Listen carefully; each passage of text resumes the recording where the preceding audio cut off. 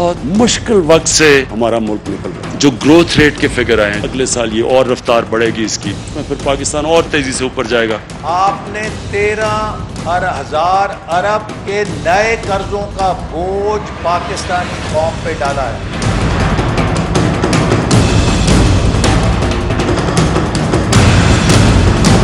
हमारा 17 साल के बाद करंट अकाउंट भी सरप्लस के अंदर शो हो रहा है, तकरीबन $800 बिलियन। बड़ी बगलें बजाई जा रही हैं कि जीडीपी ग्रोथ जो है वो 3.9% से भी ज्यादा हो गई है, लेकिन माहिरीन जो हैं वो बड़े परेशान हैं कि ये 3.9 हो कैसी गई। अस्सलाम वालेकुम नाजरीन, आप देख रहे हैं नसीम ज़हरा एटेट। पाकिस्तान की सियासत में शायद पहली मर्तबा है कि जो मईशत है वो एन बीच में आके सियासत के खड़ी हो गई है। तो इस वक्त बात एक सब कर रहे हैं मईशत की, लेकिन आप देखें, अगर आप टेलीविजन देखें या अखबारात पढ़ें या सोशल मीडिया पे जाएं तो लगता है कि जंग की सी कैफियत है। एक तरफ हुकूमत कह रही है कि देखें हमने ये अचीव किया और बड़ा ज़बरदस्त हमने अचीवमेंट हमारी है, चाहे हमारी टैक्स कलेक्शन की बात है, चाहे कंस्ट्रक्शन इंडस्ट्री में बूम है, चाहे करंट अकाउंट डिफिसिट को हैंडल करना है, तमाम बहुत लंबी लिस्ट है, चाहे टेक्सटाइल की एक्सपोर्ट है, चाहे ओवरऑल एक्सपोर्ट्स हैं। इतना हमने कमाल किया, इस तरह तो कभी हुआ नहीं पहले, और ख़ास तौर पे कोविड के ज़माने में। अगर आप पीएमएलएन की तरफ जाएं तो पीएमएलएन आए दिन वो नए नए फिगर्स दे रहे हैं और वो कह रहे हैं कि हमारे वक्त ग्रोथ रेट ये था, इनको देखें इन्होंने क्या किया है, कर्जा देखें कितना चढ़ाया इन्होंने, इन्फ्लेशन देखें किधर पहुंचा दी, और हालात देखें कि सब का सब इस वक्त सूरत हाल ये है कि इंटरेस्ट रेट इतना बढ़ा दिया था, एनर्जी प्राइसेस बढ़ा दी थी, चावल, आटा, चीनी। तो ये हम देख रहे हैं पीएमएलएन। और जब पीपल्स पार्टी की तरफ आए तो पीपल्स पार्टी की तरफ तो बिलावल भुट्टो कहते हैं कि जी आप सरेंडर कर दें अवाम के सामने कि आपने इतनी महंगाई कर दी, तो हालात इतने बुरे हैं और ये कोई आपको खुश होने के लिए कोई वजह नहीं, खुशी का नहीं मुकाम आपके लिए, ये तो बड़े अफसोस का मुकाम है। तो अब नाज़रीन इस पर हम बात करते रहते हैं, लोगों को बुलाते हैं। आज फिर हमने एक पैनल बुलाया है पॉलिटिशियंस का भी और इकोनॉमिस्ट का भी। तो कोशिश ये होगी कि cut across all the political diatribe और देखें कि असल में सिचुएशन है क्या, कोशिश करेंगे कि देखें क्या सिचुएशन है। हमारे साथ मौजूद है नाजरीन आलिया हमजा साहिबा, पार्लियामेंट्री सेक्रेटरी हैं, कॉमर्स इंडस्ट्री और प्रोडक्शन सीनियर पीटीआई लीडर, और साथ तशरीफ़ रखती हैं सेनेटर सहर कामरान साहिबा पाकिस्तान पीपल्स पार्टी से। फिर हमारे साथ मौजूद हैं नाज़रीन अकबर जैदी साहब, इकोनॉमिस्ट हैं, राइटर हैं, प्रोफेसर हैं, और फ़ारूक सलीम साहब इकोनॉमिस्ट हैं और हुकूमत में भी रह चुके हैं and keeps a close I on the economic situation, political economy पे। तो चलते हैं हम पहले अपने इकोनॉमिस्ट के पास। अकबर जैदी साहब, जरा आप बताइएगा, how do you see the situation? मुझे तो हैरत हुई है और यकीन नहीं आ रहा कि हमारी जो शरह नमू है, ग्रोथ रेट, वो 3.96 या समझें 4% होगी। ये इसका कोई किसी को ये पता नहीं था कि होने वाला है, ना हुकूमत को पता था, ना IMF को, ना वर्ल्ड बैंक को, ना स्टेट बैंक को। तो मेरे ख्याल से तो ये बहुत ज़्यादा है और ये बहुत ज़्यादा अनएक्सपेक्टेडली आई है। और ख़ास तौर पे अगर देखा जाए कि सिर्फ 4 या 5 हफ्ते पहले IMF ने कहा था कि 1-1.5% होगी, वर्ल्ड बैंक ने भी कहा था 1-1.5% होगी, तो ये जो इनकी एक्सपेक्टेशंस थी उससे डबल होगी। ये हैरत की बात है। मुझे तो समझ नहीं आती कि इन्होंने क्या क्या चीज़ें गिनी हैं, क्या जमा किया है, जिसके बाद जाके इतने नंबर आ गए। It doesn't make sense. इसकी जो अगर इकोनॉमिक्स में जिसको कहते हैं ड्राइवर्स ऑफ ग्रोथ, ये किस बुनियाद पे बढ़ी है, ये समझ नहीं आता। अगर आप देखें मिसाल के तौर पे कि अगर 8-9 महीने या 7 महीने हमारा मुल्क लॉकडाउन में रहा है और उसके बाद जाके अगर 1-2 महीने जाके खुला है, तो एकदम से ये इतनी तेज़ी से नहीं आ सकती थी। आप किसी शहर में भी चले जाएं, आपको बदहाली, बुरा हाल मिलेगा। लोग बेरोज़गार हैं, 6 बजे जो है सारी बिजनेसेस वगैरह दुकानें बंद हो जाती हैं। 8 बजे के बाद कराची में कर्फ्यू जैसी सूरत हाल है। कराची इतना बड़ा शहर पाकिस्तान का 35% टैक्स देता है। ये कैसे हो सकता है कि मुल्क चले जब सारे शहर, बड़े शहर, सारी सनत बंद हो? इस साल हमने हमारी कपास की फसल आधी हो गई। तो आप जिस हवाले से देखते हैं ये आदाद व शुमार समझ नहीं आती, गलत हैं, और मेरा ख्याल है ये इनको चंद महीने के बाद दोबारा देखना पड़ेगा। और ये अभी 4% बता रहे हैं, आप देखिएगा कि 4 महीने के बाद ये कहेंगे नहीं एक्चुअली ये 2.25-3% के करीब आई। जी आलिया हमजा साहिबा, would you like to respond to this? Thank you Naseem, ma'am Naseem, it's really pleasure, इतना आपका अच्छा पैनल भी है। मुझे तो बड़ी खुशी हुई है, इन्होंने पूछा मुझसे जो सवाल है वो बड़ा इंटरेस्टिंग है। इन्होंने कहा जी ये कहाँ से आ गया जीडीपी, ये मैंने ना डेटा निकाला था, ये था जी पाकिस्तान ब्यूरो ऑफ स्टैटिस्टिक का डेटा है, और ये 2010 से 2000 आज तक 21 तक का डेटा है, और ये जीडीपी का डेटा है, और वो निकाला सिर्फ इस पर्पस के लिए था। हमने कहा जी मिलियन रुपीस के ऊपर जरा कैलकुलेट करते हैं कि 2011 में हमारा जीडीपी था 18 ट्रिलियन, 2013 के अंदर हमारा जीडीपी था 25 ट्रिलियन, और अब जब अभी 2 महीने रहते हैं तो figure speaks louder, that is 47 यानी 47.7 ट्रिलियन है इस वक्त। तो एक तो इससे अंदाजा लगा लें, और दूसरा माहिर इकोनॉमिस्ट है, उन्होंने मुझसे पूछा कि हमने कैलकुलेट किस पर किया। सर एग्जैक्टली हमने उस पर कैलकुलेट किया जिस पर हमने 2010 में किया था, जिस पर हमने 2013 में किया था। एक बिल्कुल वही फैक्टर्स हैं, agriculture sector, industrial sector, service sector. अब आपने मुझसे ये पूछा कि हमने क्या चीज ऐसी अचीव की कि दुनिया में जब आज हमारा जीडीपी -3% आ रहा है, और हमारे नेबरिंग कंट्री में उसका जीडीपी जो है, जो जिसकी हमें जिससे कह लें कि बार बार कहा जाता था कि आप इंडिया से पूछें और इंडिया से आपको सजेशंस देनी चाहिए, दैट इज -7.3%।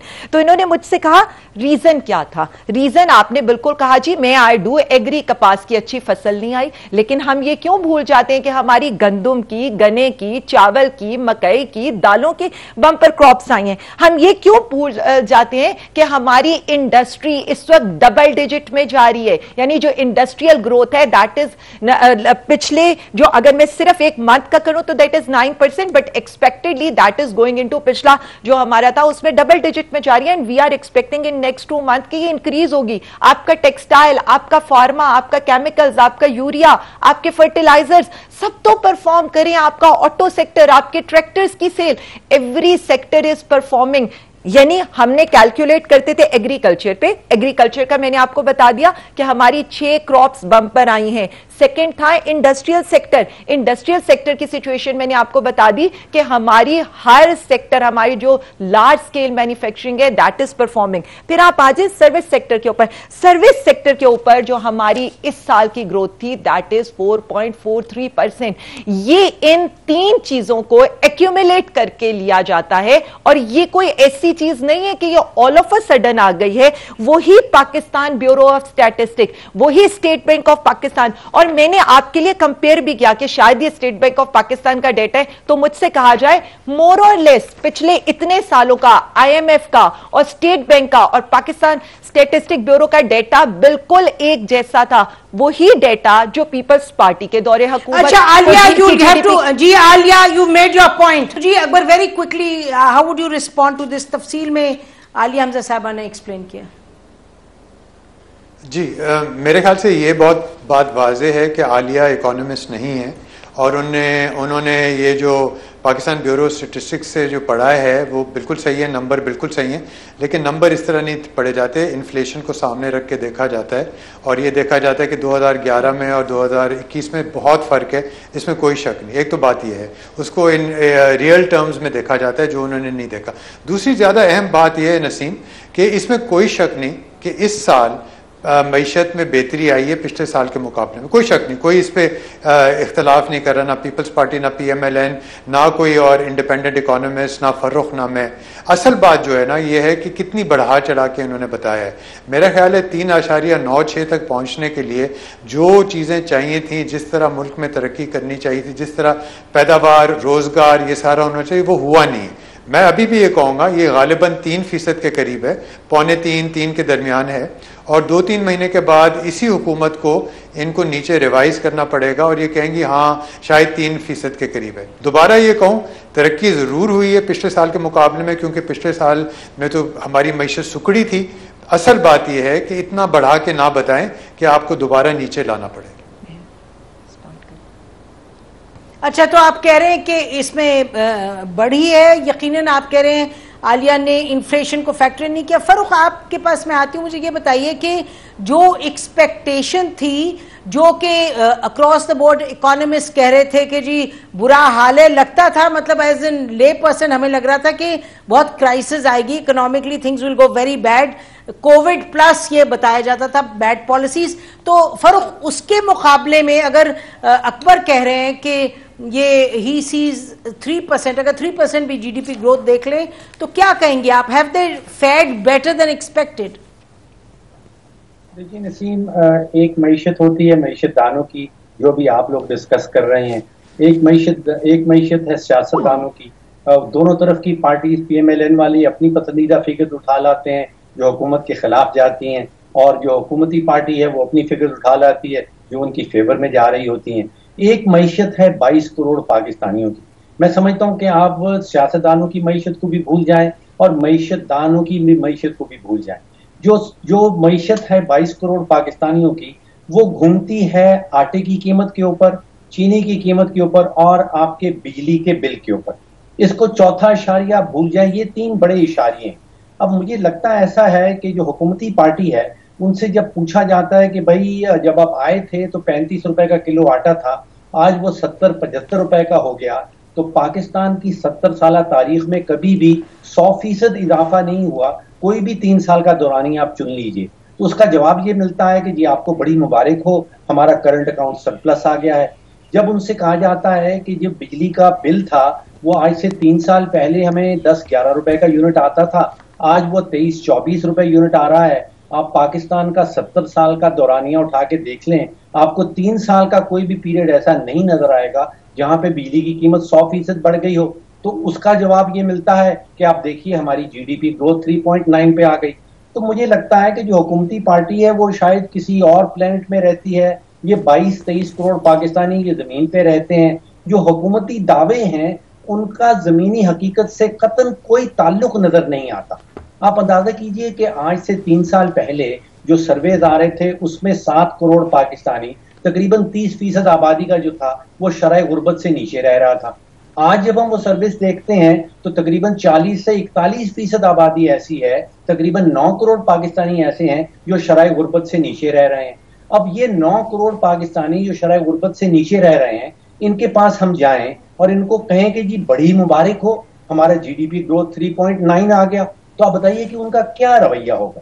आप उनको 3.9 बताएं, आप उनको 10.9 बताएं, आप जी ठीक ठीक, गॉट योर पॉइंट जी फरूक। ये बात आपकी ठीक है कि जो इन्फ्लेशन है वो सबसे ज्यादा हिट करती है एक शहरी को, जहां तक इकोनॉमी का ताल्लुक है, वो उसके लिए तो वो है यार्डस्टिक। लेकिन जैसे अभी अकबर भी अग्री कर रहे थे कि कहीं बेहतरी भी आई है। Obviously you have to increase also the size of the pie कि आपकी डिस्ट्रीब्यूशन बेहतर हो। लेकिन मैं चाहूंगी कि इससे पहले हम ब्रेक में जाएं। सर, आप जरा बताइएगा कि पीपल्स पार्टी की जो तनकीद है, क्या उस तनकीद में कोई इतनी सी जगह भी है कि आप एक्सेप्ट करें कि करंट अकाउंट डेफिसिट कम हुआ है, कुछ चीजें कम हुई हैं, जिसके अब मसलन अब शौकत तरीन साहब आप ही के फाइनेंस मिनिस्टर इस हुकूमत में आ गए हैं, वो कह रहे हैं कि जी हम अगला बजट लाएंगे तो उसमें हम बड़े चीज़ों को कंट्रोल में रखेंगे, पेट्रोल की प्राइस नहीं बढ़ेगी, टैक्स जो है जो दे रहे हैं टैक्स उनका नहीं बढ़ेगा, सो ऑन सो फोर्थ। कुछ आपको दिखाई देता है सम लाइट, और is it all dark for you? शुक्रिया बहुत बहुत। देखिए, पर्सनालिटी से फर्क नहीं होता, हर पार्टी का अपना मैनिफेस्टो और अपनी पॉलिसी होती है और वो देखती है कि कहाँ पर उन्हें कॉम्प्रोमाइज करना है और कहाँ अवाम के इंटरेस्ट को सामने रखना है। इसलिए मैं आपको सिर्फ ये कहूंगी कि इस वक्त सिंध का हाल जो है वो करबला जैसा है। मैं बाय रोड पहुंची हूँ कराची, और आप यकीन करें कि हमारी नहरें सूखी हैं, हमारे काश्तकार रो रहे हैं।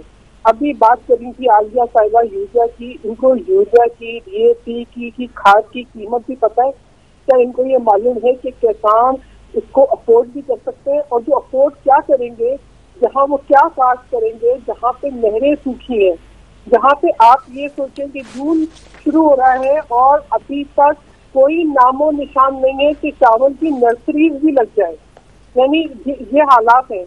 तो इन हालात के अंदर आप ये बोले कि मैं ये बात कर रही हूँ, आप उनकी बात कर रहे हैं कि वो लोग जो बिलो द पॉवर्टी लाइन है, मैं उनकी बात कर रही हूँ जो मिडिल क्लास है, ना जो जी सकती है ना मर सकती है।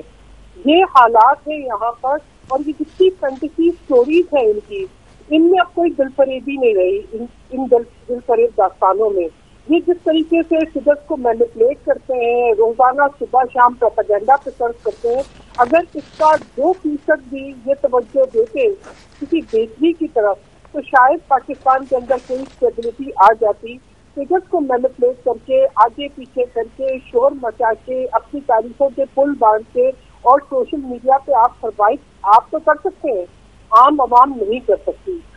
इस वक्त मैं जिस जगह रुकी हूँ, जिन जिन ग्रोअर्स के पास गई हूँ, जिन जिन काश्तकारों से मिली हूँ, मैं सबकी हालतें देख रही हूँ। एक तरफ पानी से रो रहे हैं और दूसरी तरफ ये देख रहे हैं कि बीज ले तो खाद न ले, खाद ले तो यूरिया न ले, यूरिया ले तो पोटैश न ले, वो न ले तो फसल कैसे होगी और बारिशें आ जाएंगी। इसके बाद आपने बताया कि मानसून सीजन आ जाएगा, क्या तबाही होगी। इसी दफा आपको पता है लोकस्ट पेन का क्या हाल था। तो मैं ये समझती हूँ कि अगर आप नहीं ग्राउंड रियलिटी को एक्सेप्ट करते, अगर आप हकीकत की जिंदगी में नहीं रहना चाहते, तो आवाम को मजीद कर्ज में मत मुब्तला करें। आज दिन का हर घर जो है काश्तकार का है, वो बिल्कुल करबला का मंजर पेश कर रहा है, वो बिल्कुल उसी तरीके से सूखा है। इनकी अच्छा जी, करबला का मंजर तो शायद ना हो, करबला तो काफी, शायद करबला के हालात तो बड़े फर्क थे। मेरा ख्याल है कि ये तशबीह मालूम नहीं कितनी दुरुस्त है, लेकिन बहरहाल you are using it. Break लेते हैं नाज़रीन साहब, आपका बहुत शुक्रिया, आपने हमें ज्वाइन किया। नाज़रीन ब्रेक लेते हैं, उसके बाद वापस आएंगे। हमारे साथ खुर्रम दस्तगीर साहब भी होंगे, PMLN के लीडर। Stay with us.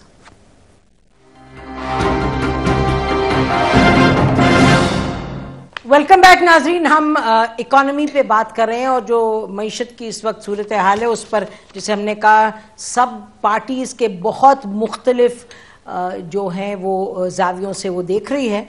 तो हमारे साथ इस वक्त खुर्रम दस्तगीर साहब हैं, फॉर्मर डिफेंस मिनिस्टर और फॉर्मर कॉमर्स मिनिस्टर, PMLN के लीडर। उनसे पूछते हैं कि इनकी जो पार्टी बिला नागा कुछ ना कुछ दिन में 3-3, 4-4 मरतबा फैक्ट्स और फिगर्स अपने मुताबिक वो दे रहे हैं और कह रहे हैं कि जी इट्स अ टोटल डिजास्टर।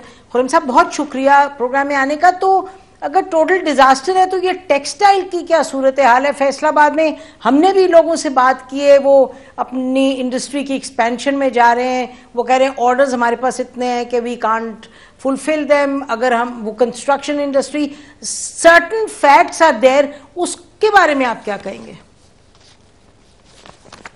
देखिए, इसमें जो अगर तो पाकिस्तान के भूखे अवाम को सीमेंट की चपातियां बनाकर खिलाई जा सकती हैं, फिर तो शायद इकोनॉमी बहुत बेहतर हो गई। लेकिन जो असल फैक्ट है और जो ब्यूरो ऑफ स्टैटिस्टिक्स भी कह रहा है कि पिछले 20-25 हफ्ते से मुसलसल जो जिसे सेंसिटिव प्राइस इंडेक्स कहते हैं, यानी पाकिस्तान के गरीब तरीन लोगों के लिए जो महंगाई की शरह है वो 20% उसके इर्द गिर्द जा रही है। और इसमें सबसे बड़ा जो रोल है वो फूड इन्फ्लेशन का है, खाने पीने की अशिया कीमतों का है। तो वो पाकिस्तान जो भूखा है, ज्यादातर आज भूख की वजह से शिकार है, उसमें कुछ सर्टन सेक्टर्स में इंप्रूवमेंट हुई और उसकी 2 वजूहात हैं। एक तो ये हुकूमत झूठ बोलती है पार्लियामान से भी और पाकिस्तान के अवाम से भी। मतलब पहले साल जो ग्रोथ रेट था GDP का वो 1.9% था। इन्होंने बजट के वक्त, जिसके ऊपर मैंने तकरीर भी की, उस वक्त 3.3% हमें बता दिया कि जी वो है। और 8 महीने बाद आप जरा गौर फरमाए, हमें बताया गया कि नहीं सॉरी वो तो 3.3 नहीं था, वो 1.9 था, जिससे उसकी शक्ल ही बदल जाती है, वो उससे आधा रह गया ग्रोथ रेट। और इसी तरह पिछले साल भी अभी हम इस स्टेज पर हैं, उन्होंने कहा जी -0.4 है, और लेकिन तमाम जो एक्सपर्ट्स हैं वो कह रहे हैं कि असल में तो वो -2.1 था। लेकिन चलें, अगर हमें बड़ी खुशी अगर पाकिस्तान ग्रो कर रहा है, लेकिन एक ऐसी ग्रोथ ये दिखा रहे हैं जिसमें पाकिस्तानी भूखे हैं, जिसमें पाकिस्तानी खुद जो नंबर्स आ रहे हैं कि 2 करोड़ पाकिस्तानी जो है वो खते गुर्बत से नीचे चले गए हैं, यानी वो और उनके खानदान जो है वो भूखे हैं, वो अपने आप को खाना नहीं खिला पा रहे। और पाकिस्तानियों की जो ओवरऑल सिचुएशन है गुर्बत के हवाले से, भूख के हवाले से, महंगाई के हवाले से। अब देखिए यहां क्या हुआ ये है कि इमरान खान की जो गवर्नमेंट है वो एक थॉरली अनइक्वल इकोनॉमिक पॉलिसी है कि इनके पास जो है वो जो हम ग्रोथ देख भी रहे हैं उसकी वजह यह है कि पाकिस्तान के सबसे बड़े इंडस्ट्रियलिस्ट को 400 अरब रुपया 2 या 3% के ऊपर लोन किया गया है, जिसपे वो तो बहुत खुश हैं। लेकिन पाकिस्तानी जो एक आम छोटा कारोबारी है, जैसे मेरे शहर गुजरांवाला में, उस तक तो ये कैपिटल नहीं पहुंचा। उसने नहीं फैसला किया कि जी मेरे पास कैपिटल अवेलेबल है तो मैं आगे चलूं और नई नौकरियां पैदा करूं, नया रोजगार पैदा करूं। तो यहां सिचुएशन ये है कि कुछ सेक्टर जिनमें इन्होंने ये कहते थे कि जी ये एमनेस्टी स्कीम ईमानदारों के लिए डाका है और तमांचा है, एमनेस्टी स्कीम देखकर कंस्ट्रक्शन सेक्टर को खड़ा किया, लेकिन वहां भी बड़े घर बन रहे हैं, छोटे घर कहीं बनते हुए नजर नहीं आ रहे। कहते हैं जी ये ऑटोमोबाइल इंडस्ट्री में बड़ी सेल्स हुई हैं, बड़ी गाड़ियां बिकी हैं, छोटी गाड़ियां बिकना बंद हो गई हैं। अब जो बेरोजगार शख्स है, जिनकी बहुत बड़ी तादाद पाकिस्तान के शहरों की गलियों में आपको बैठी हुई नजर आती है, उसको अपने सामने से बड़ी गाड़ियां चमकती हुई गुजरती नजर आ रही हैं, लेकिन उसको तो नजर आ रहा है कि उसके और उसके बच्चों के लिए कोई प्रॉस्पेक्ट्स नहीं है। तो ये थॉरली अनइक्वल ग्रोथ है और बहुत एक्सेसिवली एग्जैजरेटेड ग्रोथ है कि पिछले महीने इन्होंने जब अप्रैल का हमें मीजानिया पेश किया फाइनेंस मिनिस्ट्री ने, उन्होंने कहा जी 2.9% है, बट अचानक जो है दो हफ्ते बाद उनको अचानक याद है कि नहीं ये तो 3.9% ग्रोथ है। तो स्टैटिस्टिक्स भी खराब हैं। और अगर हम मान भी लें कि पिछले साल क्योंकि बहुत लो बेस चला गया था इकोनॉमी का, बहुत खराब हाल हुआ था, उस वजह से अगर ग्रोथ हुई भी है तो वो ग्रोथ हुई है पाकिस्तान के अमीर तरीन लोगों के लिए, रियल एस्टेट डेवलपर्स के लिए, इंडस्ट्रीज के लिए, वो छोटे तबके तक पॉइंट। बिल्कुल ठीक है जी, बिल्कुल ठीक। अच्छा आलिया साहबा, योर रिस्पॉन्स टू दिस, आपने सुन लिया कि छोटा तबका है उसको आप सीमेंट की चपातियां तो बना के नहीं दे सकते, और इन्फ्लेशन विच इज ट्रू बढ़ती चली जा रही है, खासतौर पे food basket. Thank you Naseem ma'am. Naseem ma'am, मैं सबसे पहले तो इनकी क्लैरिटी के लिए ये फिगर से जवाब दे दूं। इन्होंने कहा जी बड़ी गाड़ियां बिकी, बाइक्स की सेल में 34% इंक्रीज हुआ और ट्रैक्टर्स की सेल में 62% इंक्रीज हुआ। और मेरा ये ख्याल है कि ये वो तबका है या किसान चलाता है ट्रैक्टर को, और बाइक्स जो है वो हमारा सबसे लोअर मिडिल क्लास चलाता है। फिर आ जाए, इन्होंने कहा वाकई हमारी ग्रोथ वैसी नहीं है जो ग्रोथ हमें कभी दिखाई जाती थी। बिल्कुल हमारी ग्रोथ वो है जिसमें हमारा करंट अकाउंट खसारा $20 बिलियन नहीं है, बल्कि $1 बिलियन हमारा सरप्लस में है। हमारा जो इस वक्त ग्रोथ है उसमें हमारी एक्सपोर्ट माशाल्लाह $25 बिलियन को टच करने वाली है अगले 2 महीने में। वो ग्रोथ नहीं है कि जब हम 21 बिलियन पर करके आखिरी साल में हमने 23 बिलियन बमुश्किल पूरा किया था, वो ग्रोथ नहीं है। रेमिटेंसेस जहां पर सर मैं बिल्कुल काइंडली, मैं बड़ी आराम से बात जी, रेमिटेंसेस वो नहीं है कि जब आपके 10 सालों में, जब आपके 10 सालों में $17 बिलियन भी नहीं बनते थे, और हमारे इस एक साल के अंदर हर एक पिछले उसके अंदर हम आज इस एक साल में तकरीबन कोई 29 बिलियन क्रॉस करने वाले हैं। फॉरेन रिजर्व जब हमें मिले थे ना तो वो $7 बिलियन से $9 बिलियन के दरमियान थे, 2 हफ्ते का रिजर्व नहीं था। आज माशाल्लाह $23 बिलियन है आज। और मैं इसीलिए लेकर आई थी क्योंकि बार बार मैं क्लियर करना चाहती हूं, एक्सटर्नल डेट के ऊपर एक बहस चल पड़ी है। जिस तरह से हम जीडीपी पे बात करते हैं और डाइवर्ट करके ये कहा गया कि जी इन्फ्लेशन पर आ जाए, मैं उसको भी टच करूंगी, लेकिन मैं पहले ये क्लियर कर दूं कि हमारी ग्रोथ कौन सी ग्रोथ है। और दूसरा जो बार बार जिस 2 चीजों की तरह डाइवर्ट किया जाता है, एक्सटर्नल डेट, बिल्कुल क्लैरिटी के साथ 11 क्वार्टर्स गुजरे हैं, 11 क्वार्टर्स का पीटीआई का मुकाबला करें, पीएमएलएन का मुकाबला करें। इन्होंने जो डेट लिया था 28.8 बिलियन का लिया था, और रिजर्व्स इनके रहते थे -2.3 बिलियन के। आज हमारा जो डेट है वो $20 बिलियन का, और रिजर्व्स हम $4.2 बिलियन के सिलसिले में इंक्रीज कर चुके हैं। यानी अगर मैं नेट में देखूं तो 16% का इंक्रीज है। मैम नसीम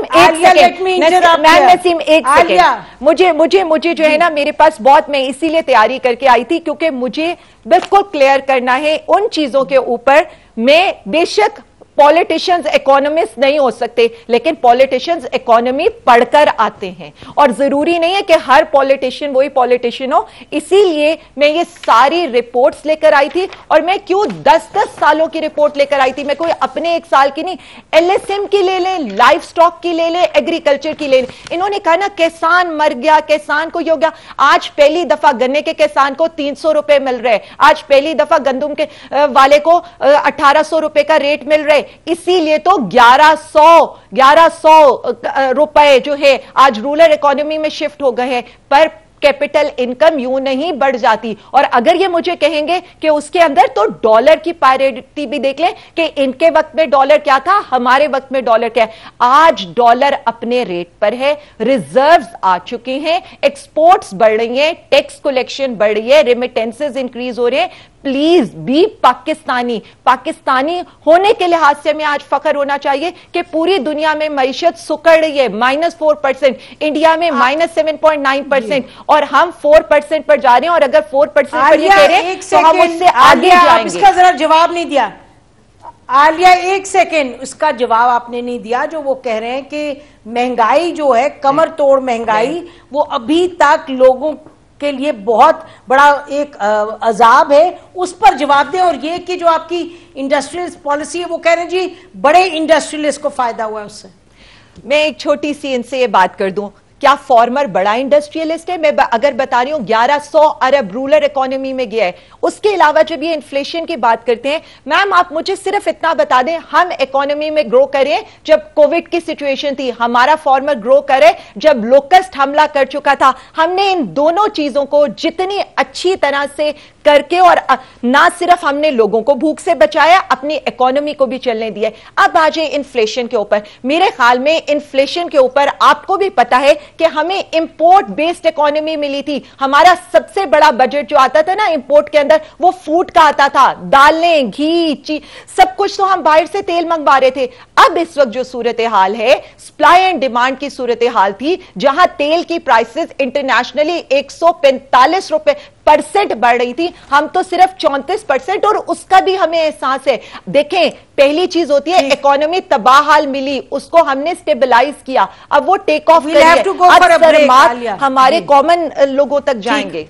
ठीक है, we have to go for break. नाज़रीन, ब्रेक लेते हैं, ब्रेक के बाद वापस आएंगे, फिर ये जो तमाम फैक्ट्स फिगर्स आलिया साहबा ने दिए उस पर हम कमेंट्स लेंगे इकोनॉमिस्ट के और बाकी पॉलिटिशियंस के। Stay with us.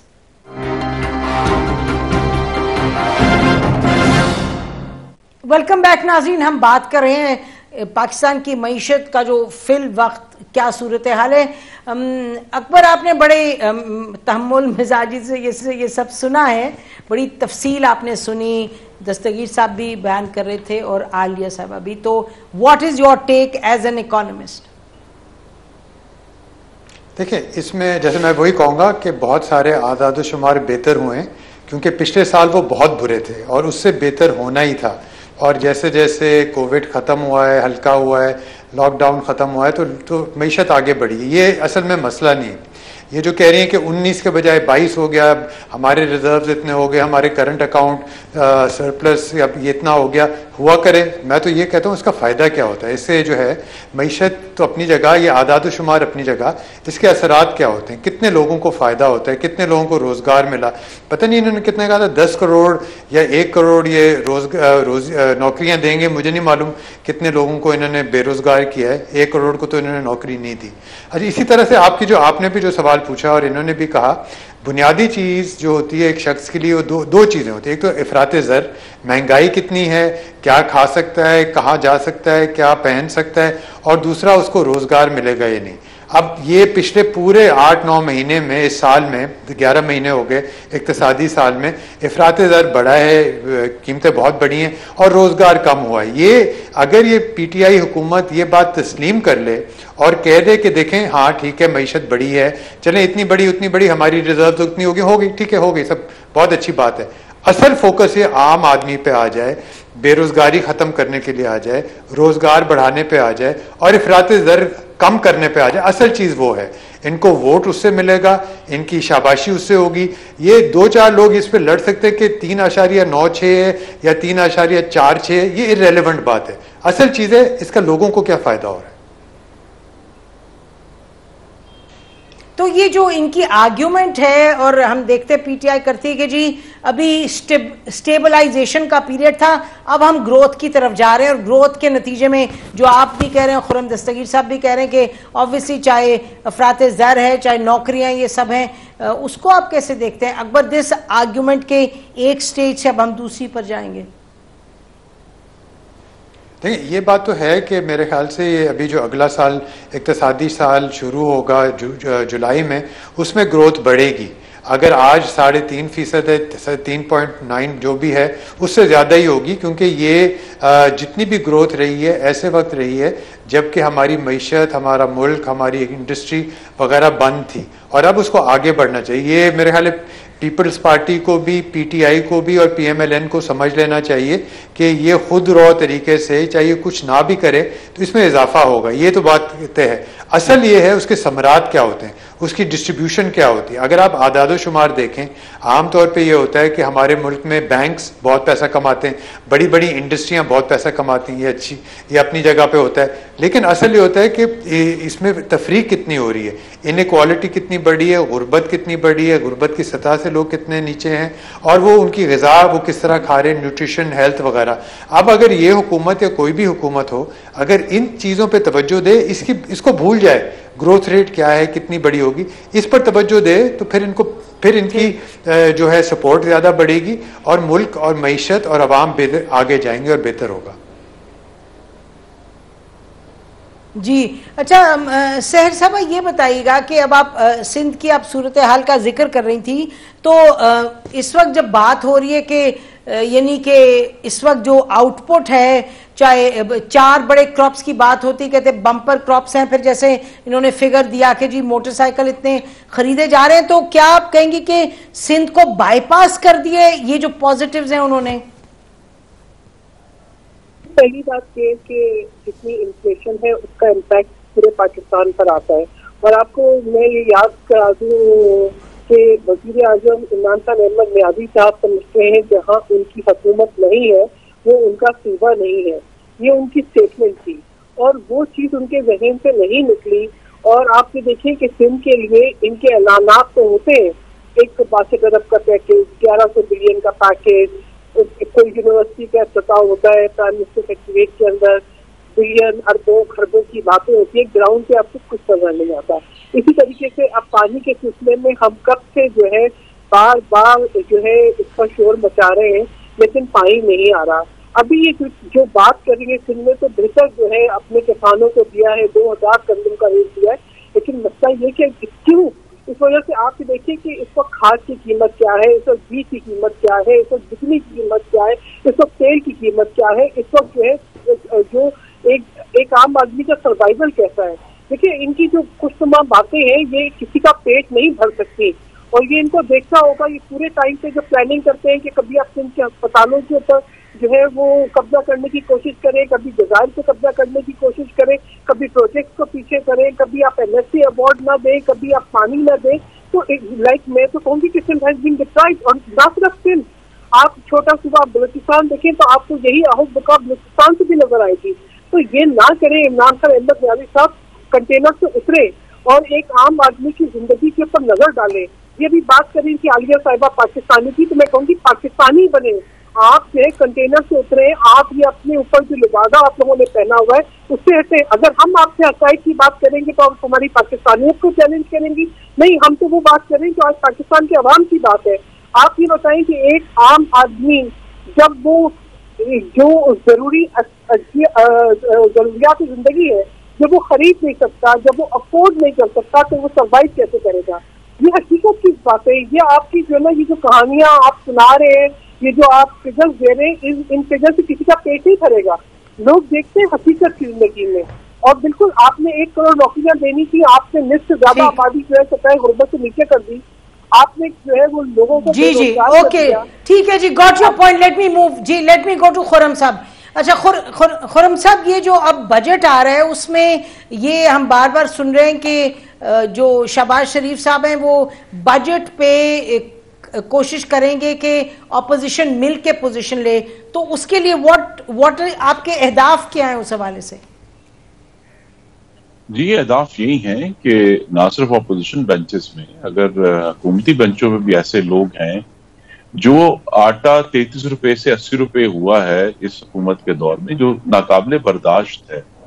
और किसानों की बात की मैं याद करा दूं, पाकिस्तान की 30 साल तारीख में सबसे कम कपास की प्रोडक्शन इस साल 2020-21 में हुई है। 57 मिलियन गांठें प्रोडक्शन हुई थी।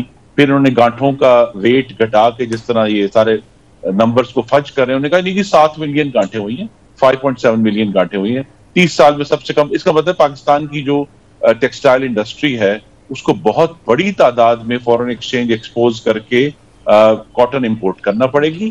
तो ये सारे इश्यूज ऐसे हैं, और जो किसानों के इश्यूज हैं, फैज ने कहा था कि वो हंसी खेत फटा पड़ता है जोबन जिनका, क्यों उनमें फकत भूख होगा करती है।